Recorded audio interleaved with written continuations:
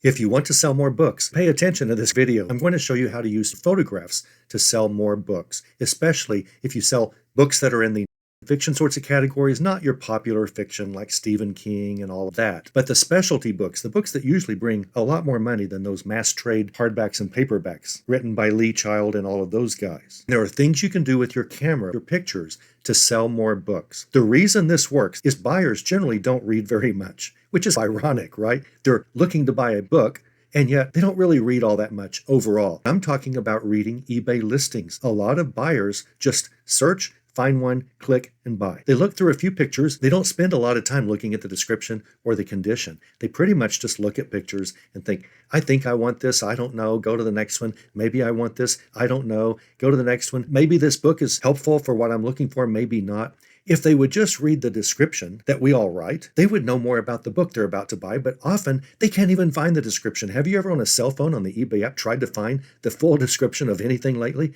It's not easy. That's also true on Amazon, just about any website these days that sell things. The description isn't real obvious to get to. So buyers are kind of accustomed just to kind of look over the pictures and hope for the best. And fortunately, good sellers, good resellers offer free returns. If you don't, you should. And I've proved to you why that is the case. You make more money. You make far more money if you offer free returns. But let's talk about shipping as many books as you can because you've sold as many books as you can. When it comes to many topics, I don't know that much about anything, but I do know books quite a bit. I've been a rare book collector in the past. I've sold 2 giant rare book collections over the years on eBay. Individual books. Now, I wouldn't sell the whole collection at once. I sold the individual books in consignment for friends who had amazing collections.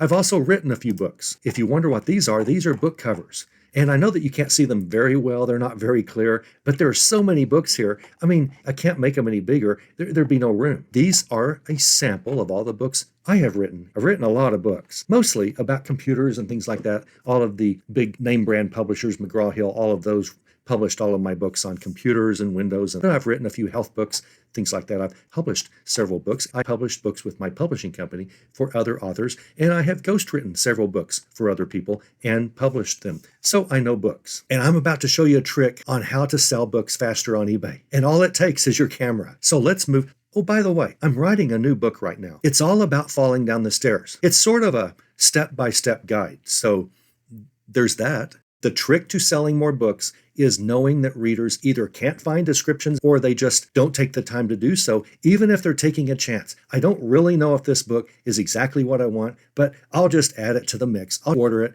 and either ship it back or be okay with it, or it'll be exactly what I want. The trick is you should take a picture of the table of contents of every book that you sell. Again, assuming it's not just some novel. I mean, there's really not a table of contents for novels, but for any nonfiction, especially older books where there's not that much information out there about them, take a picture of the table of contents. If it's a 4-page table of contents, take several pictures so that you get all the table of contents in that book. Buyers, I would say most buyers these days, look at pictures a lot more closely than they look at descriptions, if they can even find them, especially on a cell phone, and condition, if they can even find them, especially on a cell phone. So what you're doing is you're telling your buyer about that book in photographs, and I would put those table of contents pictures pretty close to the beginning, not near the end, where they're likely to see them. Not the first picture, not the second picture probably, but maybe starting on the 3rd or 4th picture, I would put that table of contents. Now, if there are some great pictures of the book, pictures of pictures in the book that might help sell the book, rare photographs that just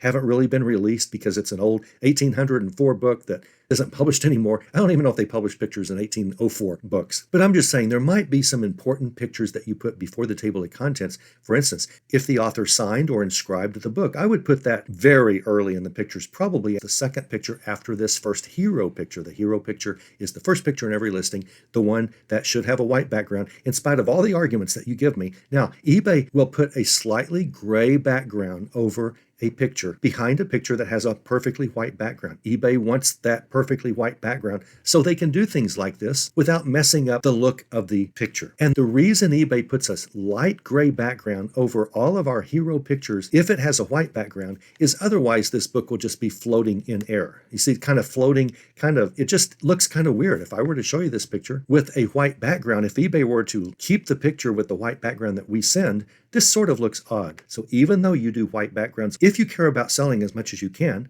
if you just want to argue with me that it's not needed, well, okay. But if you want to sell as many things as you can, and you always use a white background, then you will see a light gray background on all of your items. And that is good. eBay is able to do that and to stand out your picture itself, your primary hero picture, by putting that light gray background. It helps the look of a description page. Now, here's a trick that I wasn't even going to tell you about, and that is always take a picture of a book sort of at an angle. You can also, if it's a hardback book, stand it up and open it a little bit and sort of take a picture of the top page edges like this, and like this, and like this. That's so much better than a square on full picture for your first picture. Now, you'll later take a picture of the front cover and all of that if you want, but this allows you to stand out in a long list of searches. So when someone searches for your book, they're going to get a bunch of straight-on book covers, straight-on, rectangle books, rectangle book. And then if yours is shot at an angle, or even better, sort of as an on its bottom edge angle where it's sort of open, this is the 3D look that makes your book stand out in a whole line of all the rest look the same. So that's a little tip just to get your book to look different in a search result, and better actually. It looks like a real 3D book.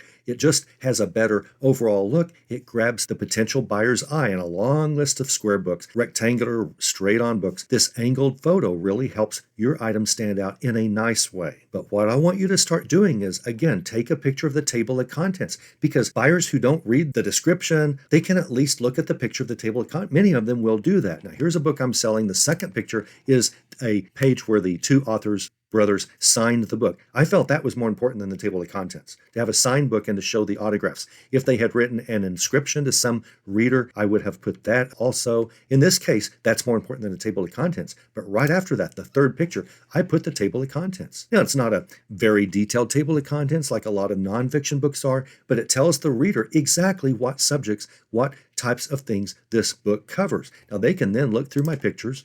They can read the inside of the dust jacket, which I suggest you put more than I did here. I usually put the entire first paragraph or two of the dust jacket flap.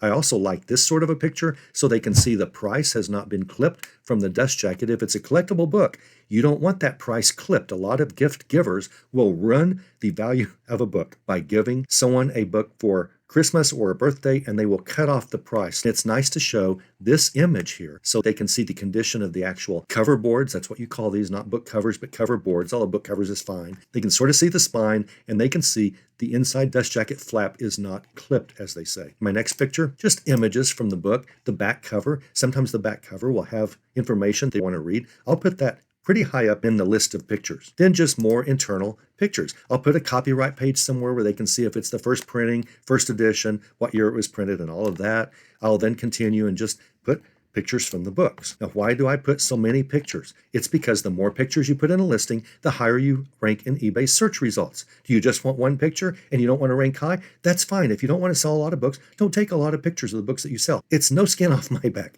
Knock yourself out. I take a lot of pictures of everything that I sell because I want to sell a lot. Whenever I'm asleep at night, dreaming about eBay riches that I spend every cent on pretty much just buying Bitcoin now, as I'm sleeping at night, my pictures are working for me 24/7. Actually, I take such good and so many pictures, they work for me not 24/7, but 29 hours out of every day and 12 days a week. The big key, the real takeaway from all this is take a picture of the table of contents, and let's look at a couple more examples, shall we? So here's a Charles Dickens book. I don't know why it's worth so much, but comps seem to show that it's valuable in its early edition. And you'll notice that my first picture, of course, is what I told you it would be. My second picture is simply the title page. I thought it was nice to show an illustration to give them a taste of the illustrations in this book pretty early. But the very next page, I show them the inside dust jacket flap. I want them to be able to read about this book. Now, I say a lot of this stuff in my description. A lot of buyers will never look at my description. On a cell phone, a lot of buyers will never be able to find my description. Thanks, eBay. But they will look at the first several pictures at least, if not all the pictures. So I want early in my pictures that dust jacket flap. I also want the back of the book because it tells a little bit. Think of the old days. I'm way too young to remember actual physical bookstores, but I know a lot of you are old enough to know those. In a bookstore, the reason that the back jacket was so important to put information, the reason the reason that inside dust jacket flap is so critical is because people would pull books out of the bookshelves at a bookstore and kind of flip through, but what they would always do is kind of glance at the dust jacket flap. They'd look at the back cover. They'd look at the flap. They'd look at the table of contents, and they might make a purchasing decision based on that. That is, in effect, what our buyers are doing online. If you supply that information, especially early, that dust jacket flap is simply to grab my buyer's interest of, I want this book. It does have everything that I want to know. You can give the entire flap. I just give the first few paragraphs or two, maybe just the first paragraph if it's informative enough. You should too. You should also show the table of contents. Now in this book, there wasn't a table of contents. It just started, really. I do show the back dust jacket flap though. I think it shows some good information about the book. The rest of this, just pictures from the book. Notice I told you I always take this picture of every hardcover book that has a dust jacket because I want them to see the flap and just the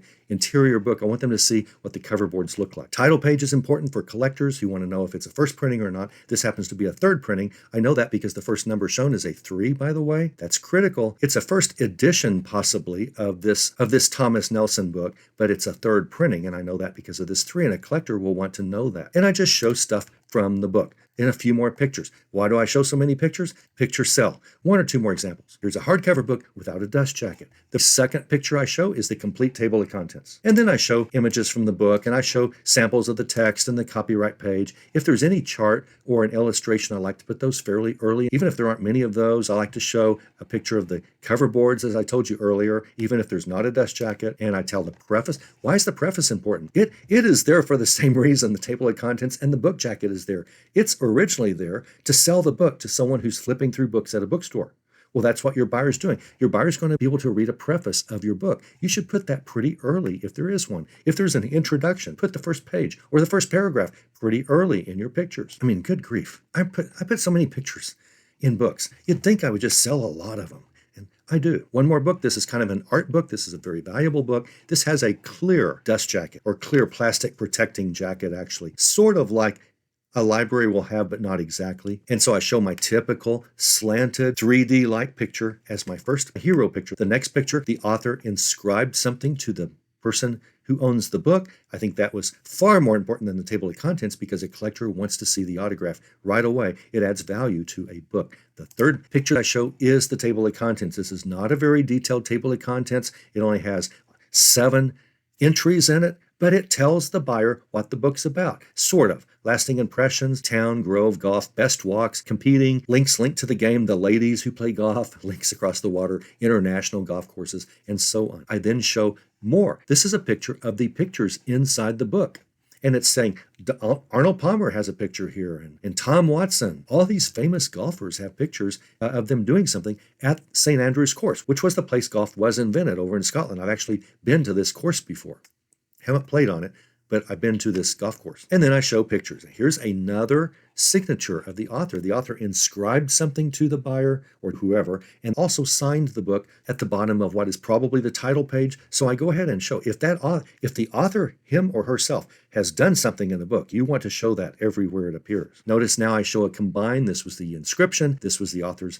I think an author's signature is important, but notice as important as it was the second picture, but the table of contents was the third picture. Then I just show random pictures about the book. Oh, here's the dust jacket or plastic protector. As you can see it a little bit more clear here.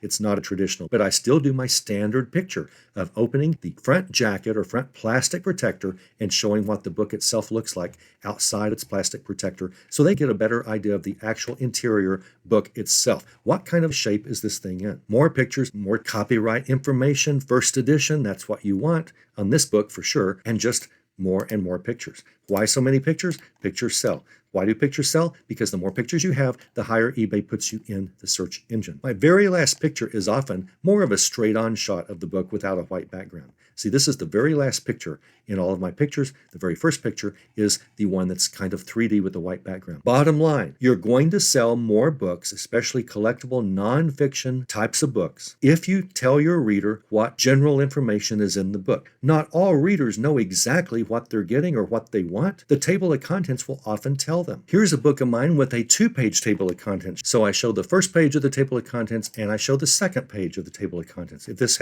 had 4 pages of table of contents, I would put 4 pictures of each of those pages. Or if I can take a zoom out picture and get both pages in one picture where the buyer can pretty easily read the text, I will go ahead and just use one picture for 2 pages folded out of a table of contents. This is what you want to do because you want your buyer to know everything that buyer wants to know about the book, and the table of contents is inclusive on telling your buyer what a book is about and what it includes.